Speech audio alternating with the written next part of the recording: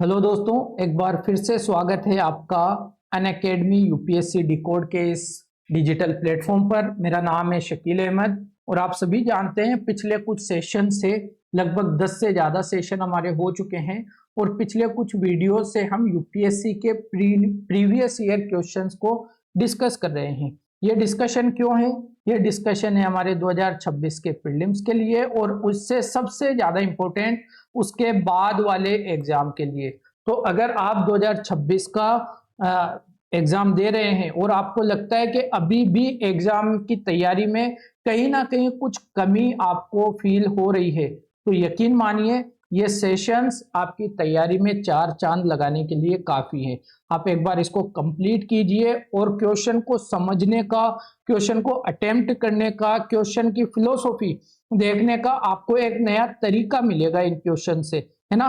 तो यहां से आपको अपनी स्ट्रेटेजी को, अपनी तैयारी को बेहतर बनाने के लिए कुछ इंसाइट्स प्रोवाइड होंगे, कुछ इंसाइट्स आपको मिलेंगे जिससे आप अपनी तैयारी को बेहतर बना पाएंगे। लेकिन अगर आप, क्योंकि 2026 में तो अभी कितने दिन बचे हैं, ज्यादा से ज्यादा 50 दिन का टाइम आपके पास बचा है, तो मुझे ये उम्मीद है कि आप लोगों ने इसकी तैयारी पहले से बहुत अच्छी कर रखी होगी। आपकी एक स्ट्रेटेजी होगी, आपका एक शेड्यूल होगा, उसके हिसाब से आप पढ़ाई कर रहे होंगे। लेकिन अगर आप 2027 या उसके बाद के एग्जाम के लिए तैयार कर रहे हैं अपनी चीजों को, तो ये सेशन आपके लिए बिल्कुल एक रामबाण सेशन की तरह है। एक रामबाण सेशन है। आपको आपकी तैयारी की डायरेक्शन इसी सेशन से मिलेगी, आपको आपकी तैयारी की बेहतर स्ट्रेटेजी इसी सेशन से मिलेगी। आपको पता चलेगा कि आपकी तैयारी का 60% पोर्शन जो कि आपकी बिल्कुल फंडामेंटल पार्ट से आता है, ये फंडामेंटल पार्ट की अंडरस्टैंडिंग आपको इस सेशन से मिलेगी। इस फंडामेंटल पार्ट को किस तरह से आपको कवर करना चाहिए, ये अंडरस्टैंडिंग आपको इस सेशन से मिलेगी।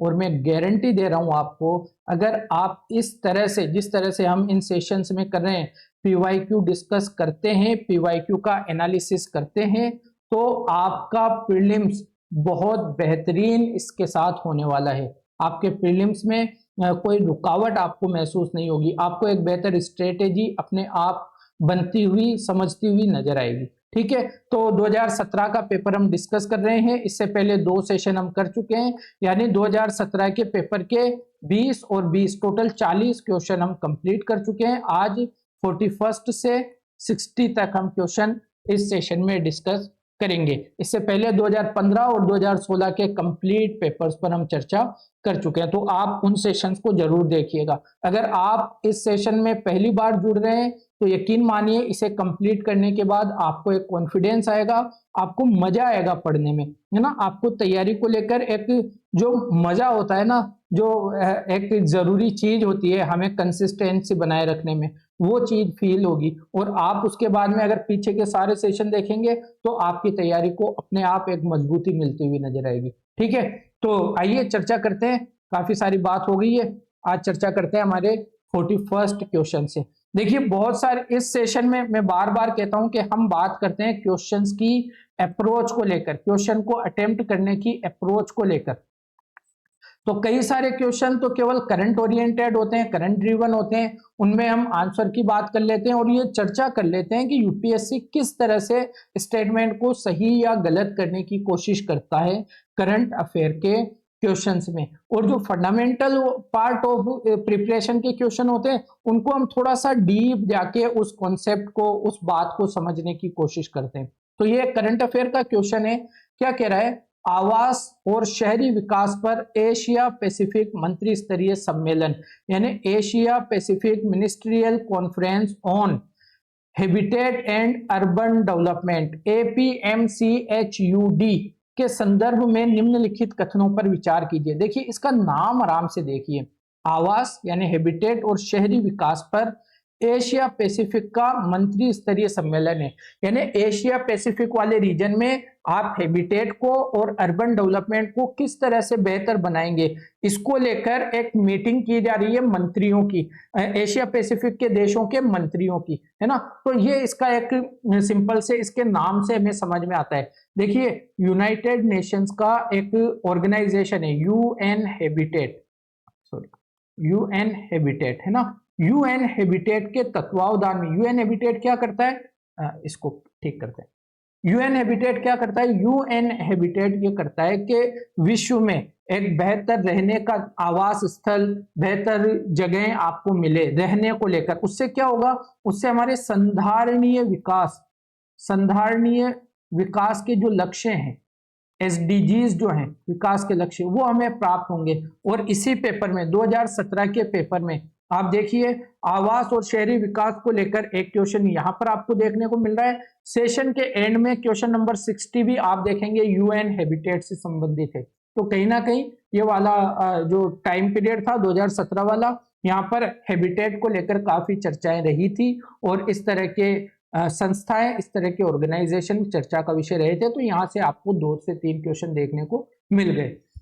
प्रथम इसका जो ये है आवास और शहरी विकास पर एशिया पैसिफिक मंत्री स्तरीय सम्मेलन, इसका प्रथम सम्मेलन भारत में 2006 में संपन्न हुआ, जिसका विषय उभरते शहरी रूप, नीति प्रतिक्रियाएं और शासन संरचना था। देखिए आप इसको ये समझिए, यूपीएससी ने इस स्टेटमेंट में आपको कहां कहां फंसा सकता है, कहां कहां फंसा सकता है। पहली बात, इसका पहला सम्मेलन भारत में, यहां फंसा सकता है, हो सकता है भारत में ही हुआ है या नहीं हुआ, कहां पर आपको फोकस्ड होना है अपने स्टेटमेंट में। दूसरी बात, ईयर को लेकर फंसा सकता है। तीसरी बात, इसकी थीम को लेकर फंसा सकता है। तो यूपीएससी ने आपको फंसाया कहां इस क्वेश्चन में, इसकी थीम को लेकर फंसाया। देखिए 2017 का पेपर है, मोस्ट प्रोबेबली 2016 में इसी का APMCHUD का 6th सम्मेलन हुआ था और उसकी थीम थी उभरते शहरी रूप, नीति प्रतिक्रियाएं और शासन संरचना। पहले सम्मेलन की थीम यह नहीं थी। बाकी इसमें ठीक बातें, लेकिन इसलिए क्योंकि यहाँ पर 3 जगह फंसाने की थी यूपीएससी के पास, आपको 3 जगह फोकस करना था इस स्टेटमेंट में, और एक ना एक जगह यूपीएससी ऐसे स्टेटमेंट में आपको फंसा देता है, आपका उत्तर गलत होने के चांसेस बढ़ जाते हैं। भारत, अब देखिए कितना मतलब डायरेक्ट, थोड़ी सी अंडरस्टैंडिंग के साथ भी एग्जाम में जाएंगे तो कितना डायरेक्ट इनकरेक्ट क्वेश्चन ये है, मैं आपको बताता हूं एक सेकंड, कितना डायरेक्ट इनकरेक्ट क्वेश्चन है। भारत सभी वार्षिक मंत्री स्तरीय सम्मेलनों की मेजबानी एडीबी, एपेक और आसियान की सहभागिता से करता है। ये कह रहा है कि सभी मंत्री स्तरीय सम्मेलनों की मेजबानी भारत के द्वारा की जाती है। क्या ये बात ठीक है? क्या आप कोई भी रीजनल ऑर्गेनाइजेशन देखते हैं, उसकी अध्यक्षता या उसकी मेजबानी वही व्यक्ति या वही देश करता है जो उसकी अध्यक्षता कर रहा होता है, या एटलीस्ट उसका जो मेजबानी होती है वो सर्कल में घूमती रहती है। आज इसने किया तो अगले साल कोई और करेगा, अगले साल दूसरा तीसरा व्यक्ति करेगा, तीसरा देश करेगा। तो ये एकदम ऑब्वियस सा रॉन्ग स्टेटमेंट है ना। पहले में मैंने आपको बताया किस तरह से फंस सकते हैं हम, दूसरा एकदम ऑब्वियस सा रॉन्ग स्टेटमेंट ये है, ठीक है। तो दोनों ही इसमें गलत है। डी आपका सही उत्तर होना चाहिए, मैं इसको भी काट रहा हूं, डी आपका सही उत्तर होना चाहिए।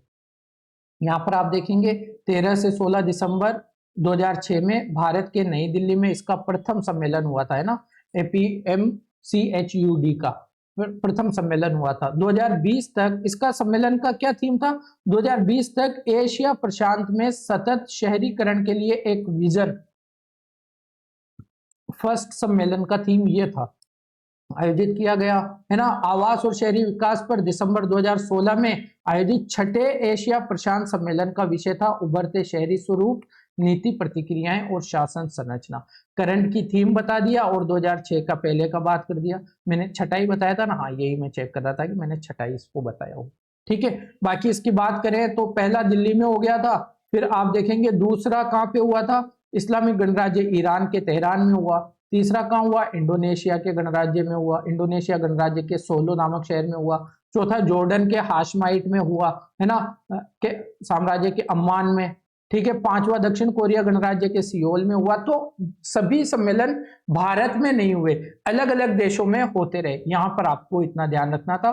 बाकी मैं कहूंगा करंट ड्रिवन क्वेश्चन था, करंट ड्रिवन क्वेश्चन था। आपको क्या देखना था, आपको एक अंडरस्टैंडिंग बिल्ड करनी थी कि इस तरह के स्टेटमेंट जब यूपीएससी देता है तो कौन कौन से सेक्शन पे हमें ज्यादा ध्यान देने की जरूरत होती है, जहां यूपीएससी अपने आंकड़ों को, अपने थीम्स को, अपनी चर्चाओं को थोड़ा सा मिसगाइड करने की कोशिश करता है, हमें मिसलीड करने की कोशिश करता है। ठीक है, आइए अगला क्वेश्चन देखते हैं। लोकतंत्र का उत्कृष्ट गुण यह है कि वह क्रियाशील बनाता है। लोकतंत्र किसको क्रियाशील बनाता है, ये पूछना चाह रहे हैं। किसको? लोकतंत्र क्या है? लोकतंत्र है आम जनता को राजनीतिक प्रतिनिधित्व देना।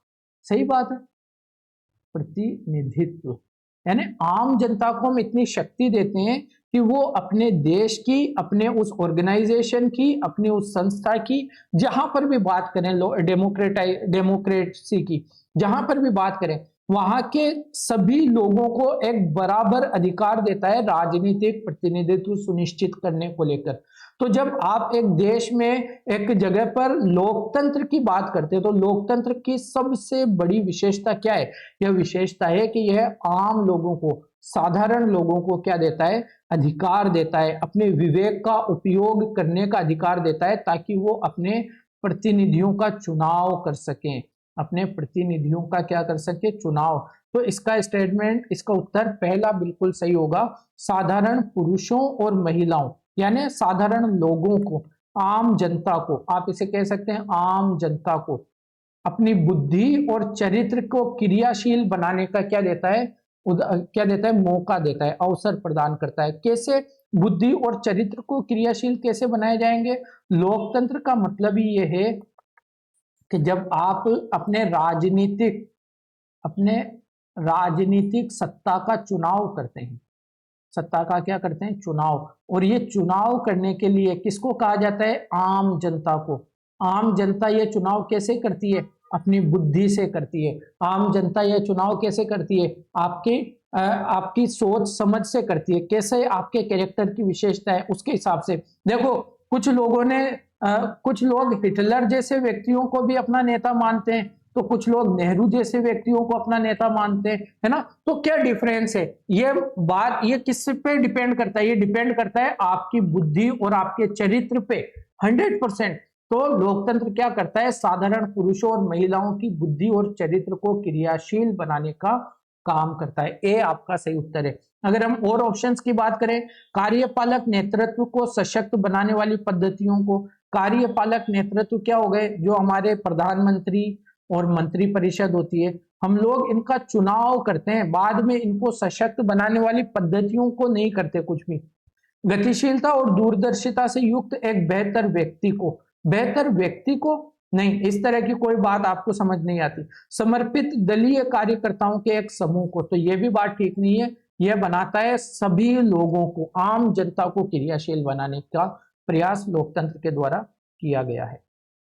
यहाँ पर आप देख सकते हैं लगभग सभी की बात हमने कर ली है ना? जेम्स मिल के विचारों को लेकर ये बात कर रहा है। आप इसको पढ़ लेंगे, लेकिन आपके समझने वाली बात मैक्सिमम मैंने आपको समझा दी है। अगला एक क्वेश्चन देखिए, कितनी शानदार हिंदी यूपीएससी लिखता है। एकीकृत भुगतान अंतरा पृष्ठ, यूनिफाइड पेमेंट इंटरफेस, यूपीआई की बात कर रहा है। आज जब हम 2026 की बात करते हैं, यूपीआई को बहुत धड़ल्ले से, बिल्कुल एक नॉर्मल बात हो गई यूपीआई का यूज करना। लेकिन 2016 के आसपास, 2017 के आसपास जब यह नया नया आया था, तो काफी चर्चाओं का विषय था, काफी एक नया इनोवेशन था भारतीय फाइनेंस सिस्टम में, है ना? तो यूपीआई एक इंपॉर्टेंट बात है। क्या कह रहा है? एकीकृत यूपीआई को कार्यान्वित करने से निम्नलिखित में से किसके होने की सर्वाधिक संभाव्यता है? 4 ऑप्शन दिए गए हैं। अगर हम यूपीआई को इंप्लीमेंट करते हैं तो इनमें से क्या होगा? कौन सी बात इनमें से सही होगी? तो देखिए, यूपीआई से पहले जो एप्लीकेशन थे ना, जिनमें हम डिजिटली ट्रांजैक्शन कर सकते थे, उनमें क्या होता था? पेटीएम वगैरह में उनमें एक वॉलेट होता था। तो हमें क्या करना होता था? हमारे बैंक अकाउंट से उस वॉलेट में पहले पैसे ट्रांसफर करने होते थे, और फिर उस वॉलेट के पैसों के माध्यम से हम क्या करते थे? लेन देन कर पाते थे, ट्रांजैक्शन कर पाते थे। लेकिन यूपीआई ने हमारे मोबाइल नंबर से हमारे बैंक के खाते को कनेक्ट करने का काम किया, और बिल्कुल बिना किसी इंफॉर्मेशन के, ना हमें हमारे बैंक अकाउंट नंबर देने पड़ते हैं, ना हमें हमारे क्या कहते हैं उसको, एक कोड होता है ना, मैं बताता हूं आपको, ना हमें IFSC कोड देना पड़ता है, ना हमें हमारे पासवर्ड देने पड़ते हैं, बस एक पिन लगाना होता है और सारा काम हो जाता है। ना ही हमें हमारे साथ में किसी पर्टिकुलर उसमें वॉलेट रखने की आवश्यकता होती है। तो इसका ऑप्शन ए है ना, ऑनलाइन भुगतानों के लिए मोबाइल वॉलेट रखना आवश्यक नहीं होगा। ये थोड़ा पुराना क्वेश्चन आप कह सकते हैं, 2017 के हिसाब से 2026 में काफी चीजें डेवलप हो चुकी है, लेकिन उस टाइम पीरियड का करंट अफेयर का एक अच्छा क्वेश्चन था। ए आपको इसका सही उत्तर देना है। ये कह रहा है लगभग 2 दशकों में पूरी तरह भौतिक मुद्रा का स्थान डिजिटल मुद्रा ले लेगी। तो RBI ने डिजिटल मुद्रा लॉन्च तो की है, लेकिन ऐसा नहीं है कि भौतिक मुद्रा को बिल्कुल ही रिप्लेस कर दिया जाएगा। FDI अंतर प्रवाह में भारी वृद्धि होगी, भाई हमारे इंटरनल करेंसी का मैटर है। FDI अंतर प्रवाह को लेकर उसमें आप ज्यादा इंस्पेक्शन नहीं कर सकते हैं। निर्धन व्यक्तियों को सब्सिडीज का प्रत्यक्ष अंतरण बहुत प्रभावकारी हो जाएगा। तो निर्धन व्यक्तियों को ये जो सब्सिडीज देने का डायरेक्ट बेनिफिट ट्रांसफर था, यह केवल यूपीआई नहीं है, यूपीआई इसके लिए नहीं है। इसके लिए तो सरकार ने बाकायदा जन धन खाते खुलवाए है ना, सरकार डिजिटाइजेशन की तरफ जा रही है, कोर सॉल्यूशन लेकर आई सरकार बैंकों को, ताकि अलग अलग शाखाओं के मध्य भी लेन देन किए जा सके। तो केवल यूपीआई से ये डायरेक्ट बेनिफिट ट्रांसफर हो जाएगा पॉसिबल, ये बात नहीं है। यूपीआई था कि अब आपको मोबाइलों में वॉलेट रखने की आवश्यकता नहीं होगी। ए आपका सही उत्तर है। चलिए अगला, ये आप देख सकते हैं, मैं IFSC कोड को थोड़ा सा भूल रहा था। चलिए आगे, ये अच्छा क्वेश्चन।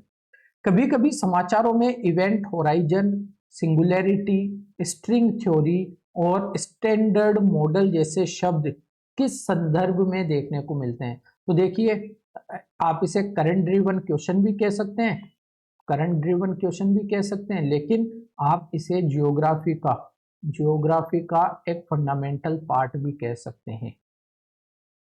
जब हम ज्योग्राफी शुरू करते हैं और जब हम ब्रह्मांड के बनने की अवस्थाओं की चर्चा करते हैं, वहां पर आपको event horizon, string theory, singularity, इन सब चीजों से, इन सब शब्दों से क्या पड़ता है? वास्ता पड़ता है, आपका इंट्रोडक्शन होता है इन शब्दों से।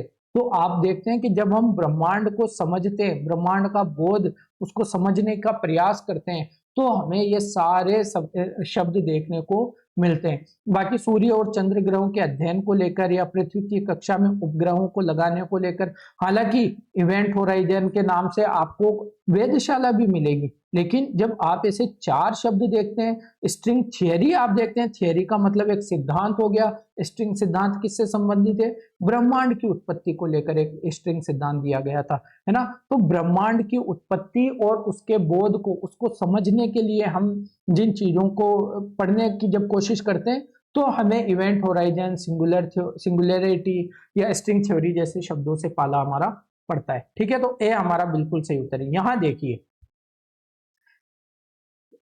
यहां से समझते हैं इवेंट होराइजन ब्लैक होल के बाह्य किनारे की सीमा को दर्शाता है। ठीक है, ब्लैक होल के बाह्य किनारे की सीमा को क्या दर्शाता है? Event horizon. ये देखिए यहाँ पर, ये पूरे इसमें आपको देखने को मिलेगा। इवेंट होराइजन पर पलायन वेग प्रकाश की गति के बराबर होता है। इसका अर्थ है कि कुछ भी जो प्रकाश की गति से कम गति से चलता है, वह इवेंट होराइजन के बाहर नहीं जा सकता। ये सारी चीजें आपकी तैयारी के लिए, ये 2017 का पेपर जरूर है दोस्तों, लेकिन इस क्वेश्चन का हर बात, ये जो इवेंट होराइजन हो, सिंगुलैरिटी हो, थ्योरी हो, स्टैंडर्ड मॉडल हो, ये हर बात आज भी 2026, 27, 28 के एग्जाम के लिए भी उतनी ही इंपॉर्टेंट है। इसलिए मैंने आपके लिए इतनी बड़ी एक्सप्लेनेशन यहाँ पर रखी है, तो आप इसको पढ़ेंगे।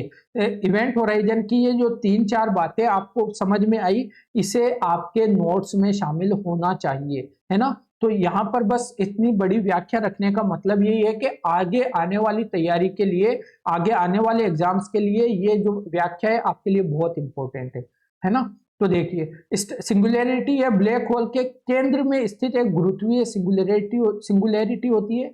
यह एक आयामी बिंदु होता है, हर बात इंपॉर्टेंट है, जिसमें एक विशाल द्रव्यमान असीम छोटे से स्थान में समाहित होता है। यहाँ घनत्व और गुरुत्वाकर्षण अनंत हो जाते हैं, स्पेस टाइम असीम रूप से वक्र के रूप में हो जाता है। यहाँ भौतिकी के नियम काम करना बंद कर देते हैं। स्ट्रिंग थियरी सरल शब्दों में कहे तो ब्लैक होल सूचना के ऐसे भंडार होते हैं जो क्वांटम यांत्रिकी के मूलभूत नियमों को चुनौती दे सकते हैं। इसलिए स्ट्रिंग थ्योरी को स्पेस टाइम के क्वांटम यांत्रिकी की व्याख्या करने के लिए विकसित किया जा रहा है ना। इस प्रकार आप देखते हैं ये सारी चीजें। स्टैंडर्ड मॉडल की बात करेंगे तो कण भौतिकी का स्टैंडर्ड मॉडल एक ऐसा सिद्धांत है जो ब्रह्मांड में ज्ञात 4 मूलभूत में से 3 बलों का वर्णन करता है और सभी ज्ञात प्राथमिक कणों को वर्गीकृत करता है। आप मुझे क्या कमेंट सेक्शन में बता सकते हैं कि ब्रह्मांड के ज्ञात 4 मूलभूत बल, 4 मूलभूत बल कौन कौन से हैं? क्या आप मुझे कमेंट सेक्शन में बता सकते हैं प्लीज, है ना। तो सभी ज्ञात प्राथमिक कणों को वर्गीकृत करता है। कण भौतिकी का स्टैंडर्ड मॉडल वर्तमान में वैज्ञानिकों द्वारा प्रयोग किया जाने वाला सर्वश्रेष्ठ सिद्धांत है जो ब्रह्मांड के सबसे मूलभूत रचक अणुओं का वर्णन करने के लिए प्रयुक्त किया जाता है। ठीक है, तो ये सारी चीजें आपके लिए इंपॉर्टेंट है दोस्तों, सारी चीजें आपके लिए इंपॉर्टेंट है। आइए अगला क्वेश्चन। अब देखिए, भारत में कृषि के संदर्भ में प्रायः समाचारों में आने वाले जीनोम सीक्वेंसिंग, जीनोम अनुक्रमण क्या है? एक तकनीक है, एक नई तकनीक है का आसन्न भविष्य में किस प्रकार उपयोग किया जा सकता है। ये कह रहा है समाचारों में एक तकनीक हमेशा बनी रहती है, जीनोम सीक्वेंसिंग। भविष्य में इसका हम किस किस तरह से उपयोग कर सकते हैं, किया जा सकता है। तो जब कोई नया इनोवेशन आता है, कोई नई तकनीक आती है तो यह अपने साथ असीम संभावनाएं लेकर आती है, संभावनाएं। तो जब तक आपको लगता है ना कि हाँ ये वाली बात टॉपिक से रिलेट कर रही है और ऐसा भविष्य में हो सकता है, तो तकनीक की संभावनाओं के रूप में ये क्या कह रहा है, भविष्य में किस प्रकार उपयोग किया जा सकता है, तो भविष्य की बात कर रहा है। तो हम किसी तकनीक को बेटर बनाते हुए भविष्य में कौन कौन सी चीजें अचीव कर सकते हैं, ज्यादातर आपको पॉजिटिव चीजें मिलेगी और लगभग सभी स्टेटमेंट आपको ठीक मिलेंगे, जब तक कि किसी स्टेटमेंट में ब्लंडर ही ना किया गया हो, है ना। तो जीनोम सीक्वेंसिंग से क्या होगा? देखिए जीनोम सीक्वेंसिंग क्या है, हमारी जो डीएनए होता है ना, हम डीएनए की एक तरह से सीक्वेंसिंग कर लेते हैं।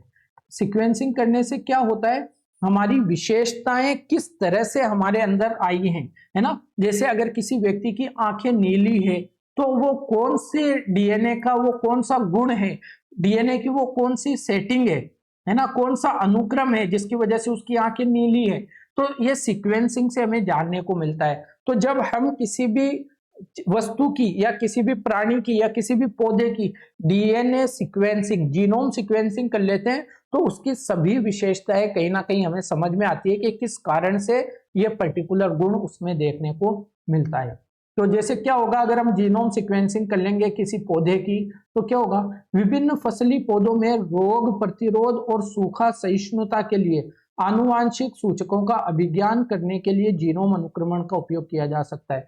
कि अगर हम किसी पौधे की जीनोम सीक्वेंसिंग कर लेंगे तो क्या हम उसमें जो रोग प्रतिरोध, रोगों से लड़ने की और सूखा के लिए कम पानी में भी बेहतर रूप से पनपने की सुविधा व्यवस्था देख सकते हैं। उसका पता लगाया जा सकता है कि यह किस प्रकार ज्यादा अच्छे से काम करेगा, बिल्कुल लगाया जा सकता है, सही है। यह तकनीक फसली पौधों की नई किस्मों को विकसित करने में लगने वाले आवश्यक समय को घटाने में मदद करती है। कैसे? हमें किसी पौधे को समझने के लिए क्या करना पड़ता है, सबसे ज्यादा टाइम कब लगता है, हमें उस पौधे के अंदर के रोगों को, उसकी विशेषताओं को समझने के लिए क्या करना पड़ता है, विशेषताओं को समझने के लिए हमें उसके डीएनए की स्टडी करनी पड़ती है। और अगर हम यह स्टडी पहले से ही कर लेंगे तो ऑब्वियसली हमारा टाइम बचेगा, हम ज्यादा बेहतर तरीके से नई किस्मों को विकसित कर पाएंगे, है ना। तो बिल्कुल यह आपके टाइम को भी क्या करेगा, बचाएगा। इसका प्रयोग फसलों में पोषी रोगाणु संबंधों को समझने के लिए किया जा सकता है। देखिए हर तरह की शारीरिक विशेषताओं को समझने के लिए जीनोम सीक्वेंसिंग एक इंपॉर्टेंट तकनीक आपके लिए होती है। तो इसे आप इसे भी क्या मानेंगे, सही मानेंगे। डी आपका सही उत्तर होना चाहिए। यहाँ पर बिल्कुल मैं एक बड़ी सी व्याख्या लेकर आया हूँ, आप लोग देखेंगे तो आराम से चीजें क्लियर कर लेंगे। ठीक है, ये है अगला क्वेश्चन, देखते हैं। आई होप आप लोगों को चीजें समझ में आ रही है। ठीक है, 5 क्वेश्चन अभी तक हमने किए हैं। संसदीय स्वरूप के शासन का प्रमुख लाभ क्या है ना। आपको क्वेश्चन पढ़ना है, संसदीय स्वरूप, जब हम देखिए लोकतंत्र में भी कई तरह के, जब आपने अभी पीछे एक क्वेश्चन में बात की लोकतंत्र की, लोकतंत्र में भी आपको जनरली एक तो अध्यक्षीय प्रणाली देखने को मिलती है, अध्यक्षीय प्रणाली, और एक आपको देखने को मिलती है संसदीय प्रणाली। अध्यक्षीय प्रणाली अगर मैं शॉर्ट में कहूं तो अध्यक्षीय प्रणाली फोकस करती है, लोकतंत्र है, दोनों चीजें लोकतंत्र है, अध्यक्षीय प्रणाली फोकस करती है स्थायित्व पर। स्थायित्व का क्या मतलब हुआ, जब एक सरकार चुनी जाती है, फॉर एग्जाम्पल अमेरिका में एक सरकार, एक राष्ट्रपति 4 साल के लिए चुना जाता है, तो जब एक सरकार चुनी जाती है तो 4 साल तक उसे बिना किसी डिस्टर्ब किए, है ना, बिना किसी इंटरफेयर के काम करने दिया जाता है, यानी स्थायित्व पे बल दिया गया है, आप उसको डिस्टर्ब नहीं करते, तो क्या होता है, वह 4 साल तक आपकी भलाई के लिए या बुराई के लिए जैसे भी काम करता है, काम कर रहा होता है, और 4 साल के बाद फिर से चुनाव में आपके सामने आता है और कहता है कि देखो पिछले 4 साल में मैंने ये काम किए हैं आप लोगों के लिए, हमारे देश के लिए, मुझे फिर से चुनिए। अगर उसका काम बेहतर होता है तो आप उसे फिर से चुनते हैं, वरना आप उसे एलिमिनेट कर देते हैं, है ना, उसे इलेक्ट नहीं करते। तो क्या होता है, ये स्थायित्व पर बल देता है। इसी तरह संसदीय प्रणाली क्या होती है, संसदीय प्रणाली उत्तरदायित्व पर बल देती है, उत्तरदायित्व पर। हम बिल्कुल आपको 5 सालों के लिए चुना गया है, लेकिन अगर आप बीच में कोई ऐसा काम करेंगे जिससे जनता का विश्वास आप खो देंगे, जनता का विश्वास अगर आप खो देते हैं तो आपको 5 साल के बीच में भी रिमूव किया जा सकता है, उसे आप कहते हैं उत्तरदायित्व का सिद्धांत, है ना। तो संसदीय प्रणाली में जनरली आपको उत्तरदायित्व देखने को मिलता है। इसीलिए तो हम देखते हैं भारत में कितनी सारी सरकारें, इंदिरा गांधी के बाद में मोरारजी देसाई से लेकर कितनी सारी सरकारें, अटल बिहारी वाजपेयी तक, कितनी सारी सरकारें समय से पहले गिरती चली गई, है ना। तो संसदीय स्वरूप के शासन का प्रमुख लाभ क्या होता है, कार्यपालिका और विधानमंडल स्वतंत्र रूप से कार्य करते हैं। अच्छा, अगर आप नए स्टूडेंट हैं तो आपको यह भी समझने की जरूरत है कि जब आप बात करते हैं संसद की, तो संसद के कितने अंग होते हैं, या लोकतंत्र की, सॉरी एक काम कीजिए, जब आप बात करते हैं लोकतांत्रिक देश की, लोकतंत्र की, तो आपको लोकतंत्र के 3 स्तंभ देखने को मिलते हैं। एक होती है विधायिका, एक होती है कार्यपालिका, और एक होती है न्यायपालिका। फिर आपको 2 सिद्धांत और देखने को मिलते हैं। एक आपको मिलता है शक्ति पृथक्करण का सिद्धांत, शक्ति पृथक्करण, और एक आपको मिलता है शक्ति संलयन का सिद्धांत। शक्ति पृथक्करण क्या होता है, विधायिका, कार्यपालिका और न्यायपालिका तीनों अलग अलग अपने कार्य क्षेत्रों में काम करती है, कोई किसी को डिस्टर्ब नहीं करता। शक्ति संलयन का सिद्धांत क्या होता है, तीनों संस्थाएं एक दूसरे से जुड़ी हुई होती है, एक दूसरे के कार्यों को देखती है, चेक एंड बैलेंस करती है। भारत में क्या सिस्टम है, भारत में जब आप बात करते हैं विधायिका और कार्यपालिका की, तो आप देखते हैं शक्ति संलयन का सिद्धांत है। शक्ति संलयन का सिद्धांत मतलब क्या होता है, हम एक विधायिका को चुनते हैं, 550 सदस्यों को हम चुनते हैं, डायरेक्ट पूरे नंबर पे मत जाना, कम ज्यादा हुए मुझे पता है, एग्जाम्पल के तौर पे बता रहा हूँ, 550 सदस्यों को चुनते हैं, तो जो बहुमत की सरकार बनती है, बहुमत की सरकार वही क्या करती है, एक कार्यपालिका का निर्माण करती है ना, मंत्री परिषद और प्रधानमंत्री, उसे ही हम कार्यपालिका कहते हैं। तो क्या हुआ, विधायिका को चुनते हैं और विधायिका में से ही हम कार्यपालिका को फिर डिसाइड करते हैं, ठीक है, और न्यायपालिका हमारी स्वतंत्र रूप से काम करती है। तो संसदीय स्वरूप के शासन में, भारत के शासन में आप समझने का प्रयास करो इसका प्रमुख लाभ क्या है। तो क्या कार्यपालिका और विधानमंडल स्वतंत्र रूप से काम करती है, बिल्कुल नहीं, बल्कि क्या होता है, ये विधानमंडल इस कार्यपालिका पर, उत्तरदायित्व की बात की ना हमने, उत्तरदायित्व की बात की, यह विधानमंडल इस कार्यपालिका पर क्या करती है, कंट्रोल करती है, कंट्रोल करती है ना। देखिए आपको मिलेगा कार्यपालिका विधानमंडल के प्रति उत्तरदायी बना रहता है। कार्यपालिका क्या होती है, विधानमंडल के प्रति। अब ये तो कितने लोग हैं, ये ज्यादा से ज्यादा 80-90 लोग हैं, है ना, और ये कितने 550, ये पूरे भारत को रिप्रेजेंट करते हैं, ये पूरे भारत को रिप्रेजेंट करते हैं, और ये केवल भारत के सत्ता पक्ष को रिप्रेजेंट करते हैं। जो लोग सत्ता में हैं। तो ये जो 80 लोग हैं, ये जो 80 से 90 लोग हैं, 15% का नियम है ना, मंत्री परिषद कितनी हो सकती है, विधानमंडल के कुल सदस्य संख्या के 15% तक। तो ये जो 80-90 लोग हैं, ये किसके ऊपर इनकी जिम्मेदारी होती है, इनकी जिम्मेदारी होती है भारत के इन 550 लोगों के प्रति, जो क्या करते हैं, जो पूरे भारत का प्रतिनिधित्व करते हैं। शायद मुझे लग रहा है मैंने इसे थोड़ा कॉम्प्लेक्स बना दिया, लेकिन आपको इसे ज्यादा क्या करते हैं, हाँ इसको करते हैं, आपको बहुत ज्यादा टेंशन नहीं लेना है। क्या होता है, ये जो कार्यपालिका है, कार्यपालिका से आप कंफ्यूज मत होना, इसका मतलब है हमारे प्रधानमंत्री और उनकी मंत्री परिषद। हमने 5 साल के लिए चुना तो है, लेकिन हमारी जो संसद है ना, हमारी संसद, या मैं कहूं लोकसभा और राज्यसभा, लोकसभा और राज्यसभा, ये लोग क्या है, ये लोग पूरे भारत का प्रतिनिधित्व करते हैं, भले ये कौन सी भी पार्टी के हों। और प्रधानमंत्री और मंत्रिपरिषद, इनमें से वो लोग हैं जिनके दल को सबसे ज्यादा सीटें मिली हैं और जिन्होंने अपनी सरकार बनाई है। तो जो हम कहते हैं ना कि इस दल की सरकार बन गई, वो जो सरकार बनती है असल में इसे ही हम कार्यपालिका कहते हैं। और क्या सरकार अपनी मन मर्जी से कुछ भी कर सकती है? नहीं, इसका उत्तरदायित्व होता है, ये जिम्मेदार होती है किसके प्रति, भारत के लोगों के प्रति। और भारत के लोगों का प्रतिनिधित्व कौन करता है, हमारी संसद करती है। तो ये बात जो है ना, कार्यपालिका विधानमंडल के प्रति उत्तरदायी बनी रहती है। यह संसदीय स्वरूप के शासन का सबसे प्रमुख लाभ है। सी हमारा सही उत्तर है। शायद मैंने थोड़ा ज्यादा टाइम ले लिया, लेकिन मुझे लगा कि मैंने बीच में थोड़ा कॉम्प्लेक्स इसे कर दिया था, अब आप लोग समझ गए होंगे। चलिए इसको पढ़ लीजिएगा, सरल है। ठीक है, अब देखते हैं अगला क्वेश्चन। भारत के संदर्भ में निम्नलिखित में से कौन सा अधिकारों और कर्तव्यों के बीच में सही संबंध है? हमें कुछ अधिकार मिलते हैं और कुछ कर्तव्य, तो कर्तव्य और अधिकारों के बीच में सही संबंध कौन सा है? अधिकार कर्तव्यों के साथ सह संबंधित हैं, अधिकार व्यक्तिगत हैं अतः समाज और कर्तव्यों से स्वतंत्र हैं, नागरिक और व्यक्तित्व के विकास के लिए अधिकार न कि कर्तव्य महत्वपूर्ण है। ये कह रहा है अधिकार महत्वपूर्ण है, कर्तव्य महत्वपूर्ण नहीं है। और राज्य के स्थायित्व के लिए कर्तव्य न कि अधिकार महत्वपूर्ण है। तो दोनों के बीच संबंधों की अगर बात करेंगे तो पहला एकदम ठीक है। देखिए, मुझे अभिव्यक्ति की आजादी का अधिकार प्राप्त है, अभिव्यक्ति की स्वतंत्रता है ना, मैं अपनी बात कह सकता हूं, बिल्कुल कह सकता हूं। लेकिन आप भी तो भारत के नागरिक हैं, आपको भी यह अधिकार प्राप्त है। तो जब मैं अपने अधिकार का क्या कर रहा हूं, यूज कर रहा हूं, अपने अधिकार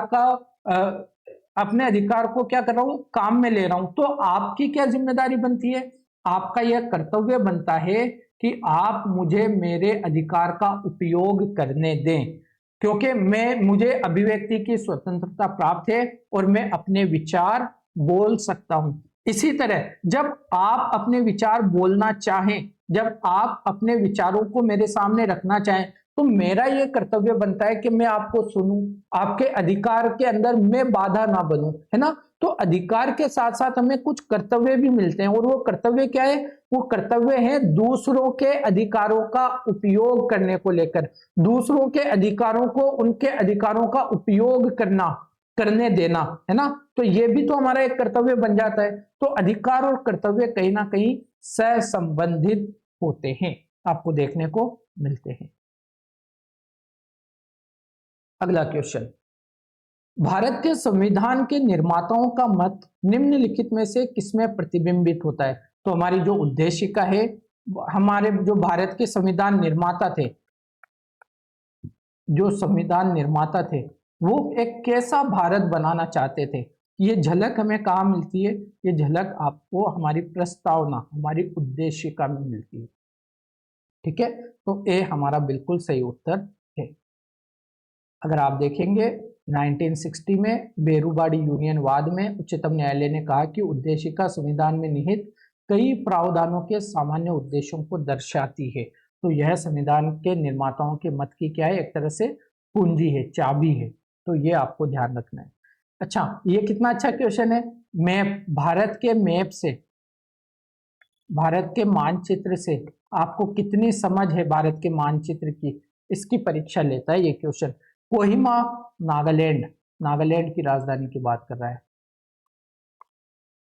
कोहिमा से कोट्टायम, कोट्टायम केरल है ना, कोहिमा से कोट्टायम की यात्रा सड़क मार्ग से करते हैं तो आपको मूल स्थान और गंतव्य स्थान को मिलाकर, यानी नागालैंड को भी काउंट करना है और केरल को भी काउंट करना है, सॉरी,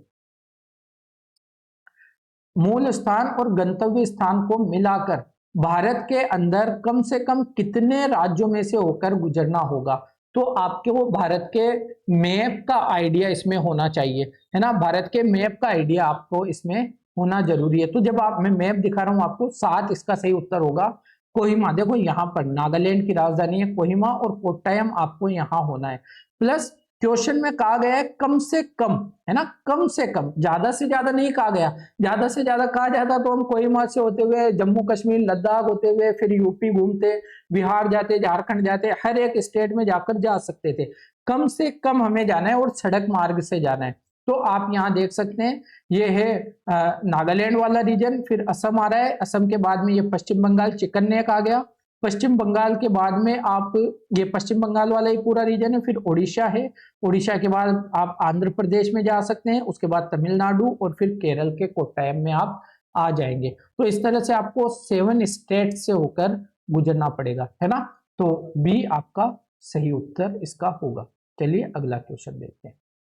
भारत की संसद किसके द्वारा, किसके या किनके द्वारा मंत्री परिषद के कृत्यों पर नियंत्रण रखती है। तो हमने कहा था अभी कि मंत्री परिषद या कार्यपालिका, कार्यपालिका किसके प्रति उत्तरदायी होती है, ये उत्तरदायी होती है संसद के प्रति, और अगर और स्पेसिफिक होना चाहें तो आप कहते हैं लोकसभा के प्रति। लेकिन संसद कार्यपालिका को किस तरह कंट्रोल करने की कोशिश करती है, ऐसा तो नहीं है कि कार्यपालिका कोई आदेश पारित करे और मंत्री लोग पहुंच जाए, वो जो संसद के लोग हैं सांसद वो पहुंच जाए मोदी जी ऐसा नहीं कर सकते, ऐसा नहीं कर सकते, नहीं, एक तरीका है उसे कंट्रोल करने का। तो आप क्या करते हैं, संसद में कुछ प्रस्ताव लेकर आते हैं, संसद में आप क्वेश्चंस पूछ सकते हैं। तो ये सारे क्या चीजें, स्थगन प्रस्ताव, कोई भी एक महत्वपूर्ण मुद्दा आ गया, कोई भी महत्वपूर्ण मुद्दा आ गया तो आप क्या करोगे, दूसरे कामों को रोकोगे और स्थगन प्रस्ताव लेकर आओगे कि भाई इस मुद्दे के बारे में पहले बात करो, ये ऐसा कैसे हो गया भारत में, आप लोग क्या कर रहे थे, आप लोग अब क्या कर रहे हैं, आगे क्या करने का इरादा है। कंट्रोल यही तो होता है, जवाबदेही, है ना, उनसे पूछेंगे आपने ये कानून लेकर आया तो किस लिए लेकर आया, आपने ये एक्शन लिया तो किस लिए लिया, आपका क्या उद्देश्य था। संसद के लोग, सांसद हमारे खड़े होकर सवाल पूछ सकते हैं और वो सवाल पूछते हैं जनता की तरफ से, क्योंकि वो जनता के रिप्रेजेंटेटिव्स होते हैं, वो हमारी बात रखते हैं संसद में। तो स्थगन प्रस्ताव, प्रश्नकाल और प्रश्नों के जब जवाब दिए जाते हैं तो उसके ऊपर अनुपूरक प्रश्न भी पूछे जाते हैं। देखिए संसद में 3 तरह के प्रश्न पूछे जाते हैं, स्टार्ड, स्टार्ड, अनस्टार्ड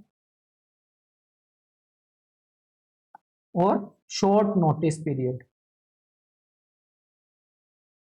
शॉर्ट नोटिस पीरियड। तो स्टार्ट और शॉर्ट नोटिस पीरियड के लिए आप अनुपूरक सवाल पूछ सकते हो, है ना, वापस उनके जवाब में, उनके जवाब के बाद आप सवाल पूछ सकते हो। अनस्टार्ट में जनरली आप नहीं पूछ पाते हो। ये 3 तरह के सवाल होते हैं जिनके द्वारा आप संसद में सवाल पूछ सकते हैं।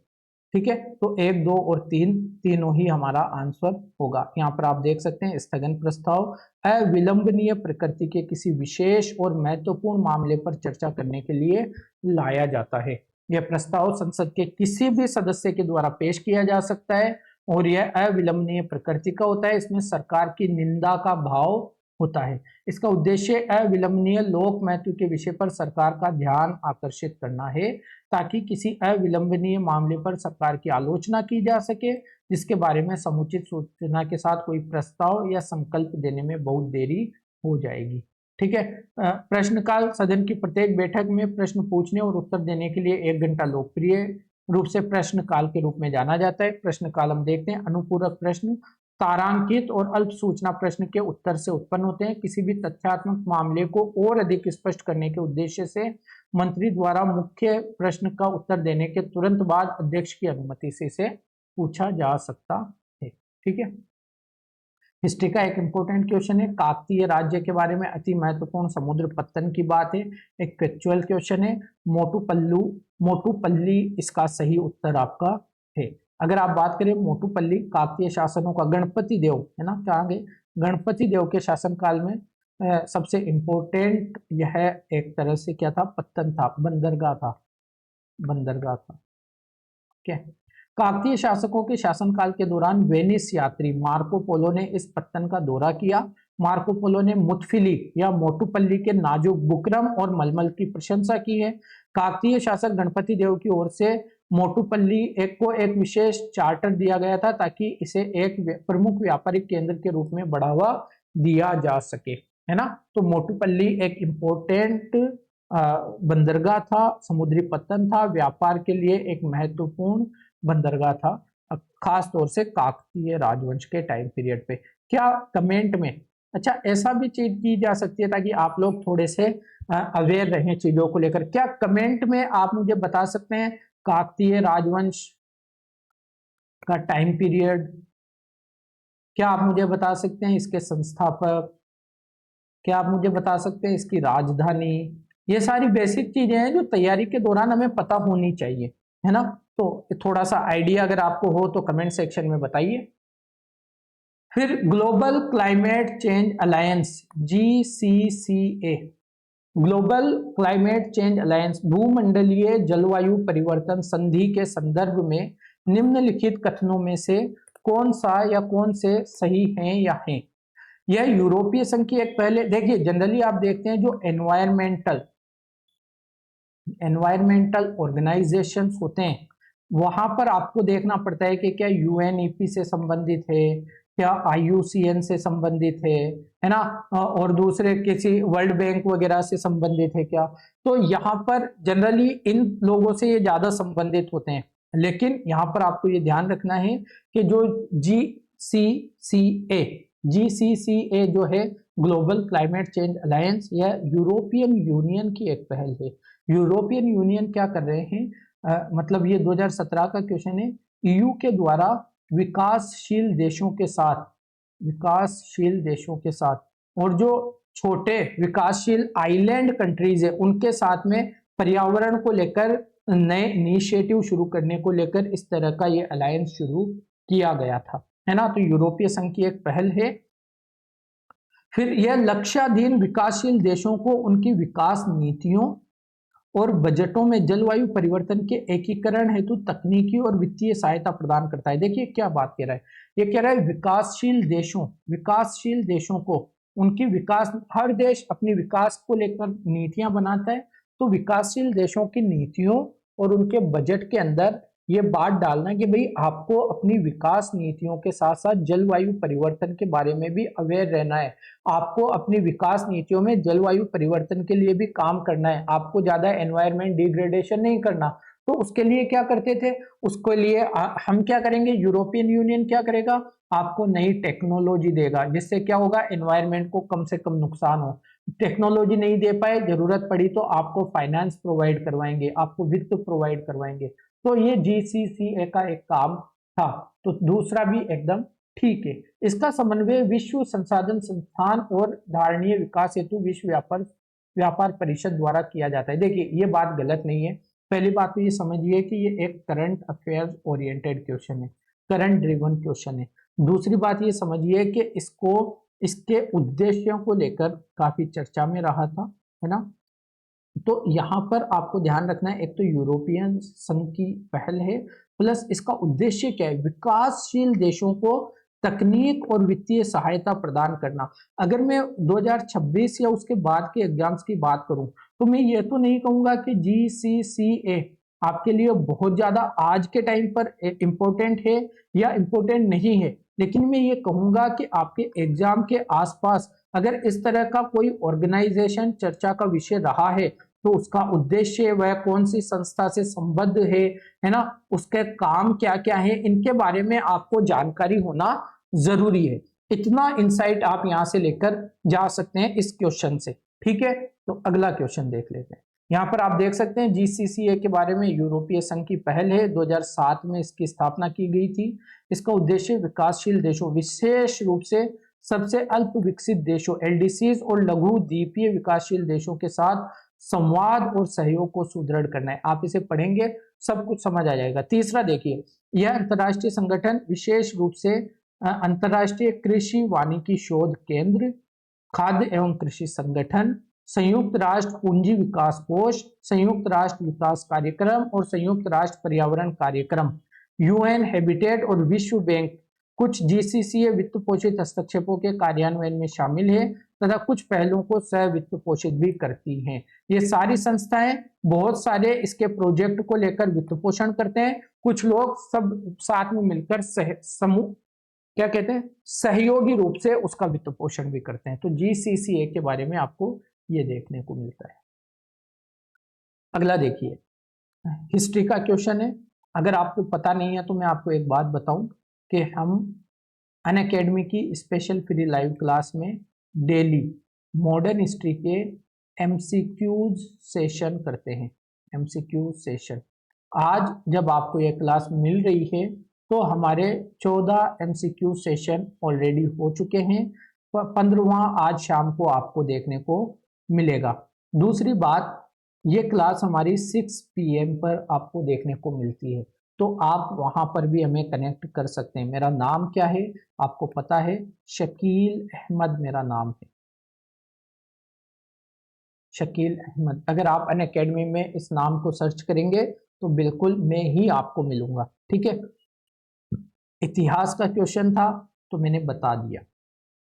देखिए, सौत्रांतिक और सम्मितीय जैन मत के संप्रदाय थे। तो जब हम पढ़ते हैं जैन मत, बौद्ध धर्म, मैंने यहीं पर स्पेशल क्लास में जैन धर्म, बौद्ध धर्म वगैरह को बहुत डिटेल में पढ़ा भी लिया है ना, तो आप वहां जाके भी चीजों को कवर कर सकते हैं। तो इनके बाद में जो अलग अलग संप्रदाय विकसित हुए उनके बारे में भी आपको एक आइडिया रखना है। इस क्वेश्चन से आपको यही समझना है कि यूपीएससी पूछ लेता है। जो उनके मतलब में जैन धर्म और बौद्ध धर्म तो दो बड़े धर्म हो गए, उनके अंदर जो डिवाइडेशन है वह आपके लिए कितना इंपॉर्टेंट है उसके बारे में आपको ध्यान रखना है। मैं माइक चेक कर रहा था एक क्लास में, बात करते करते माइक डिस्चार्ज हो गया, तो क्या हुआ फिर वो क्लास इंटरप्ट हो गई बीच में, तो मैं चेक कर रहा था कहीं आज तो ऐसा नहीं है। तो सौत्रांतिक और सम्मितीय जैन मत के संप्रदाय नहीं थे दोस्तों, यह बौद्ध धर्म के संप्रदाय हैं, बौद्ध धर्म के संप्रदाय। फिर सर्वास्तिवादी, सर्वास्तिवादियों की मान्यता थी कि दृग विषय यानी फिनोमिना के अवयव पूर्णतः क्षणिक नहीं है अपितु अव्यक्त रूप से सदैव विद्यमान रहते हैं। देखिए, सर्वास्तिवादी भी क्या है, बौद्ध धर्म का एक संप्रदाय है, बौद्ध धर्म का एक संप्रदाय है। जो चतुर्थ बौद्ध परिषद हुई थी ना, उसके अंदर आपको सर्वास्तिवादियों का प्रभाव देखने को मिलता है ना, कनिष्क के टाइम पीरियड पर जो हुई थी, तो उसके बारे में मैं बात कर रहा हूं। तो सर्वास्तिवादी इनका ये मतलब है कि यह विश्व में भूतकाल में, वर्तमान में और भविष्य में जो कुछ भी था, जो कुछ भी है और जो कुछ भी हमें दिखेगा, नजर आएगा, ये मानते हैं कि इन सब का अस्तित्व हमेशा रहता है। देखिए, बौद्ध धर्म का एक इंपॉर्टेंट पॉइंट था क्षणिकवाद। बुद्ध कहते हैं कि ये जो ब्रह्मांड है ये क्षणिक है, हर क्षण बदलता रहता है ना। कल हम जिस नदी में उतरे थे, आज हम उस नदी में दोबारा नहीं उतर सकते। क्यों? क्योंकि वो पानी जिसमें हम उतरे थे वो बह चुका है ना, अब उसमें दूसरा पानी है। वो व्यक्ति जो कल उतरा था वो व्यक्ति भी अब काफी कुछ चेंज हो चुका है। तो बौद्ध क्या कहते थे, क्षणिकवाद की बात करते थे। लेकिन बुद्ध धर्म में ही एक सेक्ट है, एक संप्रदाय अलग है जो कहता है कि भूतकाल से लेकर भविष्य तक जो कुछ भी आया है, आएगा, आने वाला है, सभी क्या है, अस्तित्व में होता है हमेशा से। तो ये हमेशा अस्तित्व की बात करते हैं, ये कहते हैं क्षणिक नहीं है, सदैव विद्यमान रहते हैं। तो ये वाला स्टेटमेंट ठीक है, पहला गलत है क्योंकि ये जैन मत के संप्रदाय नहीं है, ये बौद्ध धर्म के संप्रदाय है। तो आपको क्या करना चाहिए, बी इसका सही उत्तर लगाना चाहिए। अगला क्वेश्चन ये आपने देख लिया है। भूमध्य सागर निम्नलिखित में से किन देशों की सीमा है? क्या जॉर्डन, इराक, लेबनान और सीरिया भूमध्य सागर में लगते हैं? तो ये पूरा मैप मैं आपके लिए लेकर आया हूं, आई होप आपको नजर आएगा। क्या यह मेरी वजह से आपको नजर नहीं आ रहा है, ये देखिएगा। लेकिन आप देखेंगे तो यहाँ पर आप देखेंगे सीरिया की यह बॉर्डर यहाँ पे लग रही है, लेबनान आपको यहाँ पे देखने को मिलेगा, जॉर्डन आप देख रहे हैं, ये लैंडलॉक्ड नजर आ रहा है ना, जॉर्डन की सीमा आपको भूमध्य सागर से लगती हुई नहीं नजर आएगी। बाकी इराक और ईरान भी आपको साइड में नजर आते हैं। तो इराक और जॉर्डन को आप एलिमिनेट करेंगे। लेबनान और सीरिया हमारा सही उत्तर है, सी आपका सही उत्तर है। इस तरह के काला सागर से, भूमध्य सागर से, कैस्पियन सी से, अरल सागर से, लाल सागर से, इस तरह से जो ये पूछी जाती है ना, ये आपके लिए इंपॉर्टेंट होती है। आप देखिएगा, ये सारा भूमध्य सागर से लगने वाली सीमाओं के बारे में बात की गई है। ये सारी चीजें आप लोग तैयार रखिए अपने नोट्स में, इनकी ट्रिक्स बना लो, जैसे भी याद रहे इनको याद रखो, एग्जाम में पूछे जाते हैं। देखिए, national investment and infrastructure fund NIIF, राष्ट्रीय निवेश और अवसंरचना निधि के संदर्भ में निम्नलिखित कथनों पर विचार कीजिए। क्या था वो 2015-16 का जो बजट आया था ना, 2015-16 के बजट में NIIF की चर्चा की गई थी और इसकी अध्यक्षता के लिए वित्त मंत्री को रखा गया था कि वित्त मंत्री इसकी क्या करेंगे, अध्यक्षता करेंगे। ये क्या था, एक तरह से ये भारत की सरकार जो निवेश करने वाली थी इंफ्रास्ट्रक्चर पर, क्या कहते हैं, अवसंरचना पर, है ना, इंफ्रास्ट्रक्चर और निवेश को लेकर जो इनिशिएटिव लिए जाने थे उन सब के बारे में एक सलाहकारी निकाय था। भारत की सरकार को सलाह देने वाला एक निकाय है सलाहकारी, है ना। और इसकी अध्यक्षता कौन करता है, वित्त मंत्री इसकी अध्यक्षता करते हैं। तो नीति आयोग का अंग यह नहीं है, जनरली यही मैं आपको बताना चाह रहा हूं। और देखो, इसका कॉर्पस यानी इसकी जो इसके अंदर जो फंड रखा गया सरकार के द्वारा 4 लाख करोड़, यूपीएससी हमेशा डाटा के साथ खेलती है, इसके अंदर फंड रखा गया था 40,000 करोड़ का, ना कि 4 लाख करोड़ का। तो दोनों ही आपका कहीं ना कहीं क्या है, गलत है। डी आपका सही उत्तर इसमें होना चाहिए। यहाँ पर आप देखेंगे NIIF की गवर्निंग काउंसिल क्या है, एक सलाहकारी निकाय है, इसकी अध्यक्षता वित्त मंत्री करते हैं, यह नीति आयोग का अंग नहीं है। इसका प्रस्तावित कोष कितना था, 40,000 करोड़ रुपए था, ना कि 4 लाख करोड़ रुपए, 6 बिलियन अमेरिकी डॉलर इसमें रखे गए थे। चलिए, ये फिर से करंट अफेयर का क्वेश्चन है। करंट अफेयर क्या कह रहा है, सार्वभौम अवसंरचना सुविधा, ग्लोबल इंफ्रास्ट्रक्चर फैसिलिटी, GIF की बात कर रहा है। ये कह रहा है क्या है, आप इसने केवल इतना लिख दिया सार्वभौम अवसंरचना सुविधा, आप देखिए क्या है। तो जब आप देखते हैं, यह एक गैर सरकारी क्षेत्र और संस्थागत निवेशकों की पूंजी का संग्रहण कर सकने के लिए विश्व बैंक का सहयोग है, जो जटिल अवसंरचना, सरकारी गैर सरकारी भागीदारियों की तैयारी और संरचना निर्माण को सुकर बनाता है। कितना टफ स्टेटमेंट ये है, आप समझिए आसान भाषा में। जब कोई सरकार वृहद स्तर पर अवसंरचना निर्माण करना चाहती है, तो जब बड़े लेवल पर करना चाहेंगे तो क्या होगा, बड़े लेवल पर वित्त की आवश्यकता होगी, सरकार जाएगी विश्व बैंक के पास, विश्व बैंक क्या करेगा, हो सकता है विश्व बैंक के पास भी इतनी बड़ी अवसंरचना योजनाओं के लिए, क्योंकि पूरे विश्व में कई सारी अवसंरचना योजनाओं को फंड करता है विश्व बैंक, तो विश्व बैंक को भी क्या करना पड़ेगा, और एक और असिस्टेंस की जरूरत होगी कि मैं किस तरह से फंडिंग प्रोवाइड करवाऊं इनको। तो विश्व बैंक की सहायता करने के लिए GIF का क्या किया गया, स्थापना की गई।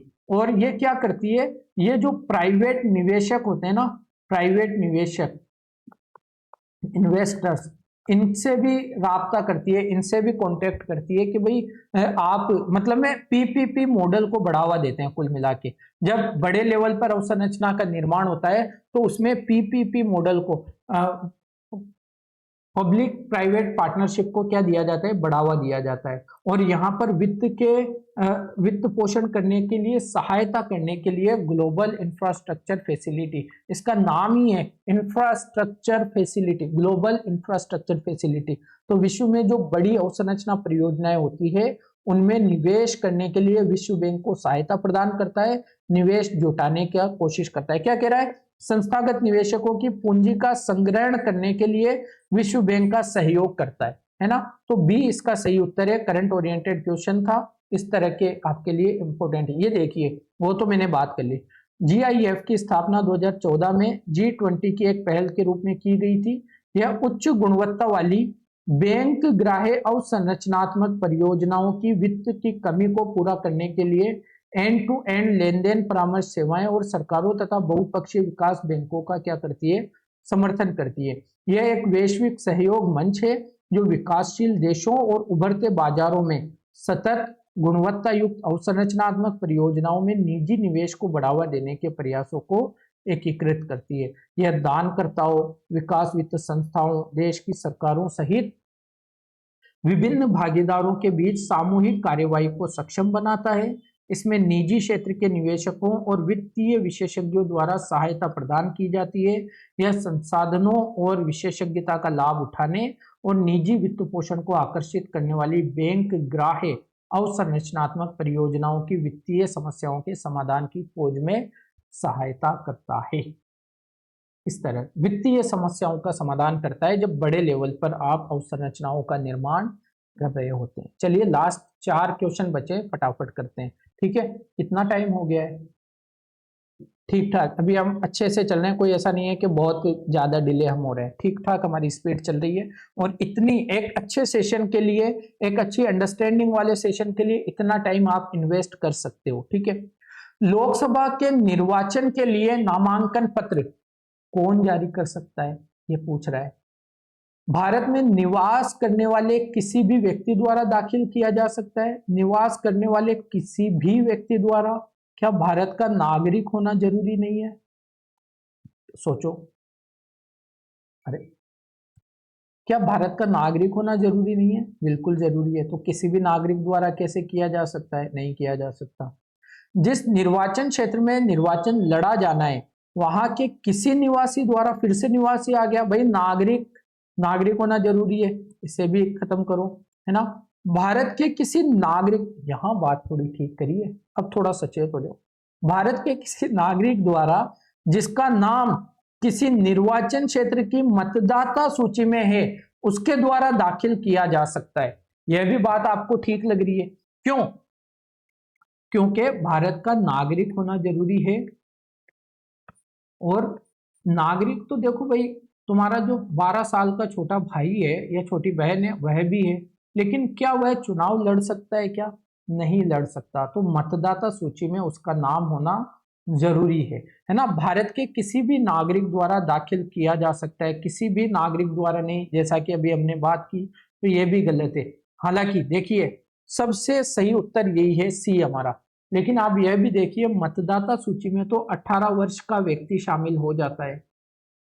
तो क्या मतदाता सूची में 18 वर्ष का व्यक्ति जो शामिल हुआ है वह भी नामांकन पत्र दाखिल कर सकता है क्या? आपको पता है संसदीय क्षेत्रों के लिए 25 वर्ष की आयु रखी गई है। राज्यसभा की या विधान परिषद की बात करते हैं तो 30 वर्ष की आयु रखी गई है। इसको भी ध्यान में रखना जरूरी है। लेकिन यहाँ पर सबसे सूटेबल आंसर आपको सी में दिया गया है, वो आपको ध्यान रखना है। ठीक है, सी आपका सही उत्तर है। क्या कह रहा है? देखिए 25 वर्ष से कम की आयु नहीं हो तो मतदाता सूची में तो व्यक्ति 18 वर्ष की आयु में ही आ जाता है ना। तो 18 वर्ष की आयु वाला नहीं होगा, दाखिल किया जा सकता है। तो सी हम वैसे ठीक मान सकते हैं। लेकिन यहाँ पर देखिए नामांकन पत्र दाखिल करने की वास्तविक प्रक्रिया लोक प्रतिनिधित्व अधिनियम 1951 में वर्णित प्रावधानों के अनुसार होती है। तो यहाँ पर हमें ध्यान देना है। फिर से क्या कह रहा है? एक अच्छा क्वेश्चन है, भारत की जियोग्राफी को लेकर आपकी बात, आपकी अंडरस्टैंडिंग को पूछ रहा है। ये कह रहा है भारत में हिमालय केवल 5 राज्यों में फैला हुआ है। तो क्या हिमालय केवल 5 राज्यों में है? ये सारी क्या है? ये हमारी फंडामेंटल अंडरस्टैंडिंग है। फंडामेंटल जो बेसिक्स हम कहते हैं, जिसे आप बेसिक्स तैयारी कहते हैं। मैं कह रहा हूं आज भी 2026 का पेपर भी आप देखना, यूपीएससी का 50% से ज्यादा पेपर आपकी फंडामेंटल तैयारी पर रिलाई करता है और 50% में आपकी कट ऑफ क्लियर हो जाती है।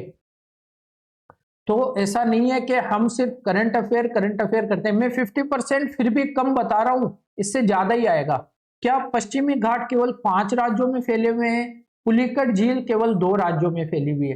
तो देखो पुलिक्कट झील के आंध्र प्रदेश और तमिलनाडु, दो राज्यों में फैली हुई है। पुलिक्कट झील वाली बात ठीक है, बाकी दोनों बातें आपकी क्या है, गलत है। यहाँ पर देखिए, यहाँ पर आप देखिए जम्मू कश्मीर लद्दाख वाला रीजन, ये जम्मू कश्मीर लद्दाख है ना।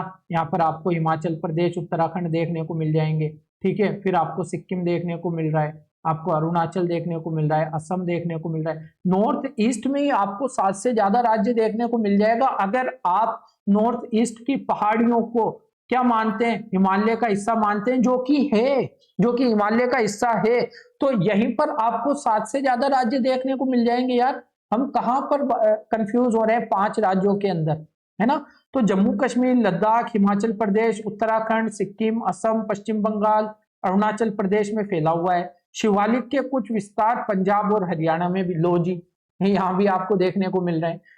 कथन 2 क्या कह रहे हैं, पश्चिमी घाट 6 राज्यों में फैला हुआ है, गुजरात महाराष्ट्र गोवा कर्नाटक केरल और तमिलनाडु। ये 3 राज्य तो यहीं पर है ना, ये जो नीलगिरी वाला रीजन है, 3 राज्य तो यहीं पर है। छोटा सा गोवा आपको दिखेगा, यहाँ महाराष्ट्र है, यहाँ पर आपको गुजरात देखने को मिल रहा है, ठीक है। तो 5 है, बाकी 40% हिस्सा इसका आंध्र प्रदेश में है और लगभग 60% हिस्सा पुलिक्कट झील का कहां पर है, तमिलनाडु में। पुलिक्कट झील वाली बात आपकी एकदम ठीक है। चलिए अगला question, BOD biological oxygen demand environment का एक बेसिक कॉन्सेप्ट है।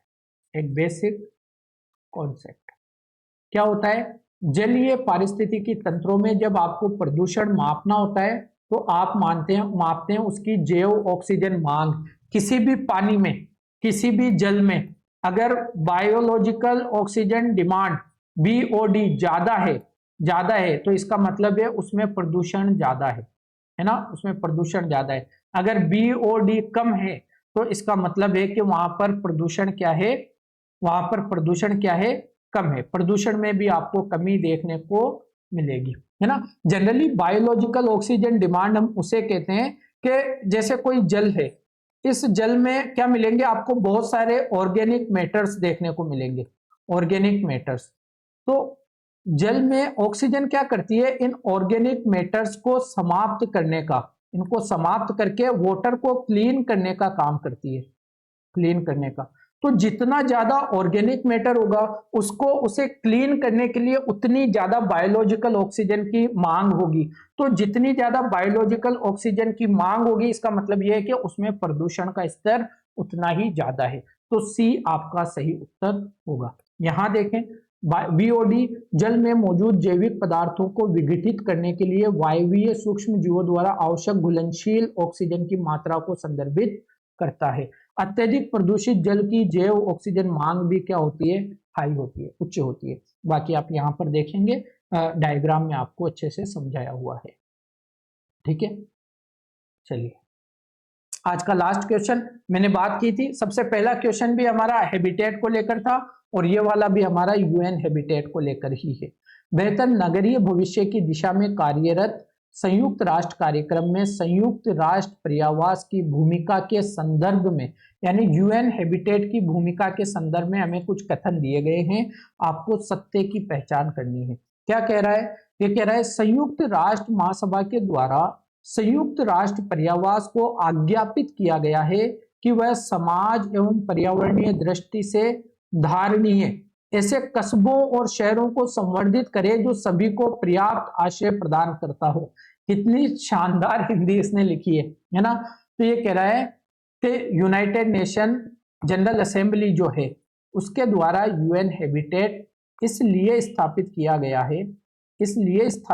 गया है ताकि सामाजिक और पर्यावरणीय दृष्टि से संधारणीय सस्टेनेबल, ताकि क्या किया जा सके, सस्टेनेबल कस्बों और शहरों का निर्माण किया जा सके जो सभी को सुरक्षित पर्याप्त आश्रय प्रदान करता है। तो बिल्कुल यह बात ठीक है, लैंग्वेज टफ है, हिंदी टफ है, लेकिन यह बात एकदम ठीक है।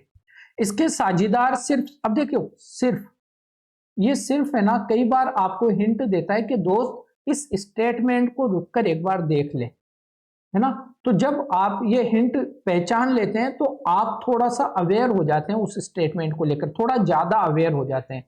तो इसके साझेदार केवल सरकारें और स्थानीय नगर प्राधिकरण ही है, और इसीलिए यह गलत हो जाता है, क्योंकि यूएन हैबिटेट एक बेहतर आवास के लिए काम करने के लिए केवल सरकारें ही नहीं, एनजीओज को भी शामिल किया गया है। अगर कोई अकेला आदमी है, व्यक्तिगत पर्सन है, जो सामाजिक स्तर पर या किसी भी स्तर पर इस तरह के कार्य कर रहा है, उसको भी शामिल किया गया है। अगर कोई समूह है ना, कोई ऑर्गेनाइजेशन है, उसको भी शामिल किया गया है। तो सभी को इसमें शामिल किया गया है। फिर क्या कह रहा है सही। अब दूसरा देखो, दूसरा जैसे ही आपने हटाया 2 एलिमिनेट हो गए, पहला ठीक है, तीसरा देखना है। संयुक्त राष्ट्र पर्यावास सुरक्षित पेयजल और आधारभूत स्वच्छता तक पहुंच बढ़ाने और गरीबी कम करने के लिए संयुक्त राष्ट्र व्यवस्था के समग्र उद्देश्य में योगदान करता है। तो यह बिल्कुल करता है। क्या कह रहा है, पेयजल और आधारभूत स्वच्छता तक पहुंच को बढ़ाने और गरीबी को कम करने के संयुक्त राष्ट्र व्यवस्था के उद्देश्य में योगदान करता है। तो बिल्कुल उद्देश्य में योगदान करेगा ही, है ना। इसीलिए तो इसकी स्थापना की गई है। 1 और 3 आपका सही उत्तर है। यहाँ पर आप देख सकते हैं, यह अपने प्रयासों में अनेक संगठनों के साथ साझेदारी करता है। सरकारें, स्थानीय प्राधिकरण, एनजीओज, ट्रेड यूनियन, पेशेवर शिक्षाविद, शोधकर्ता, मानव एकजुटता समूह, स्वदेशी लोग, निजी क्षेत्र, फाउंडेशन, वित्तीय संस्थान, सभी के साथ साझेदारी करता है, ताकि मानवों के लिए, हमारे लिए आवास को बेहतर और संधारणीय बनाया जा सके। ठीक है, बाकी बातें इसकी एकदम ठीक है। तो ये आज का हमारा सेशन था। आई होप मैं आपको समझा पाया हूँगा। तो ये हमारा आज का सेशन, तीसरा सेशन हमारा कंप्लीट हुआ। अगले 4th और 5th सेशन में हम बाकी के 40 क्वेश्चन और डिस्कस करने वाले हैं। 5th सेशन जैसे ही हमारा समाप्त होगा, मैं आपको 2017 की पीडीएफ आपको हमारे टेलीग्राम चैनल पर क्या कर दूंगा, प्रोवाइड कर दूंगा। आप यहाँ पर इसे स्कैन करके क्या कर सकते हैं, हमारे चैनल को ज्वाइन कर सकते हैं। अगर आप सर्च करेंगे तो शकील अहमद अनअकैडमी अगर सर्च करेंगे तो भी मैं आपको वहां पर मिल जाऊंगा। ठीक है दोस्तों, तो ये हमारा आज का सेशन था। अगले सेशन में मिलते हैं। अपना ख्याल रखिए, पढ़ते रहिए। जय हिंद।